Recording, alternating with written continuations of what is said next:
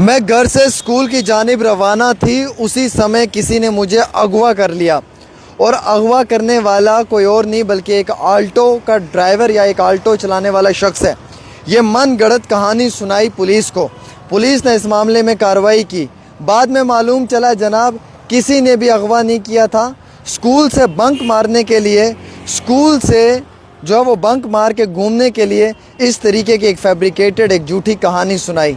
अल्लाह ही आज के बच्चों से बचाए, बड़े तेज़ हैं जी। आप देखिए पुलवामा के अंदर इसने किस तरीके की एक झूठी कहानी जो है वो पुलिस के सामने बयां की, पेश की। पुलिस ने फौरी तौर पे जो है वो किडनैपिंग मामले में FIR रजिस्टर्ड की, कानूनी कार्रवाई की और तुरंत जो है वो अपनी टीम को तलाश में लगा दिया। बाद में मालूम चला कि ये सब फेक एंड फैब्रिकेटेड कहानी है। हालांकि ये लोग कोर्ट तक भी पहुंच गए।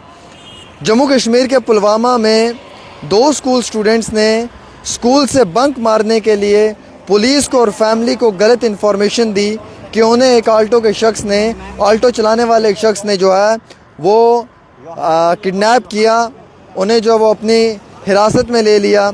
इस मामले में जम्मू कश्मीर पुलिस ने सख्ती से रवैया अख्तियार करते हुए FIR भी रजिस्टर्ड कर दिया 91/205 अंडर सेक्शन 137(2) BNS और इन्वेस्टिगेशन जारी कर दी। During the course of investigation जब ये छानबीन शुरू हुई तो मालूम चला कि जो पेरेंट्स और बच्ची, जो माइनर लड़कियां और जो पेरेंट्स हैं, उनके जो स्टेटमेंट्स रिकॉर्ड किए गए कोर्ट में, वहाँ पे ये मालूम चला कि किसी भी शख्स ने इन्हें जो है वो गिरफ़्तार नहीं किया है, बल्कि नड्डू से रह के रंतनीपुरा तक ये बाय पैडल, बाय फुट चल रही थी। और CCTV फुटेज को जब कलेक्ट किया उसमें क्लियरली ये नज़र पाया गया कि इन्हें किसी भी व्हीकल ने जो है वो ज़बरदस्ती पिक नहीं किया है और ना ही किडनैप किया है। हालांकि स्कूल जाने से बच रही थी और अपने पेरेंट्स को इस तरीके की एक मनगढ़ंत कहानी बताई। इसके बाद पुलिस ने सख्ती के साथ ये भी कहा कि पेरेंट्स का ये केयरलेस एंड कैजुअल एटीट्यूड जो होता है ये बच्चे के लिए काफ़ी मुश्किलात खड़ी कर सकता है।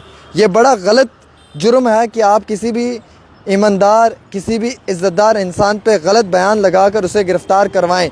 अब जिस FIR वाले आल्टो वाले शख्स पे कार्रवाई हुई, उसका नाम आया या उसकी इज़्ज़त की, उसके लिए रिस्पॉन्सिबल कौन है? इन दोनों माइनर एज की लड़कियों ने स्कूल तो जाना नहीं था, स्कूल से छुप गई है, बंक मारा। बंक मारने की वजह से इन्होंने एक मनगढ़ंत कहानी बना दी फैमिली के सामने कि जनाब हमें जो है वो किसी ने गिरफ़्तार, माफ़ी चाहूँगा, किसी ने किडनैप कर लिया और हम किडनैपिंग में थी। तो ये आज के बच्चे कितने तेज़ हैं? तेज़ नहीं है जी, लापरवाही है। हालांकि पुलिस ने कहा कि जनाब इस तरीके का जब मामला पेश आता है हम कार्रवाई भी करते हैं, और पेरेंट्स को भी और बच्चों को भी कहा कि आप इस तरीके की दोबारा ये चीज़ें मत करें। ये एक बड़ा अपराध है, जुर्म है। आप किसी के ख़िलाफ़ गलत इन्फॉर्मेशन दे रहे हैं, आप एक गलत इन्फॉर्मेशन स्प्रेड कर रहे हैं, इससे जो है वो उस इंसान को तकलीफ़, नुकसान पहुँच सकता है।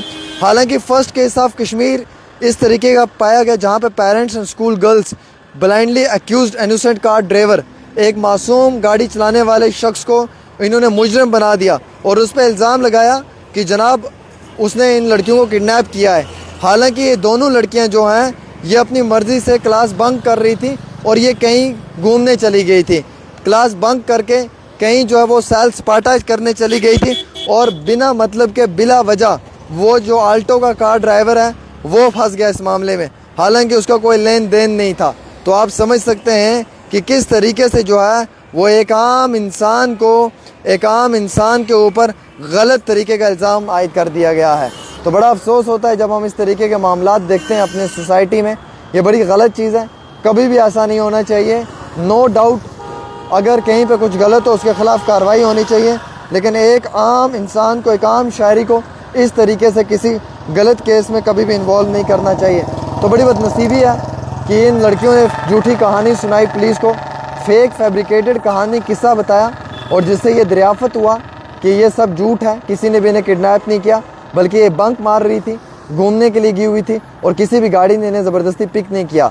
तो ये सब झूठी कहानी इसलिए बताई ताकि ये अपने आप को फैमिली से बचा पाएँ, और उस इनोसेंट आल्टो वाले को इन्होंने फंसा दिया, जिस मामले में अब जो है वो पुलिस को भी महसूस हुआ कि आइंदा अगर इस तरीके की कोई भी कार्रवाई सामने आई तो उसमें बच्चों के ख़िलाफ़ भी और उन पेरेंट्स के ख़िलाफ़ भी कार्रवाई की जाएगी जो फेक फैब्रिकेटेड कहानियाँ सुनाते हैं।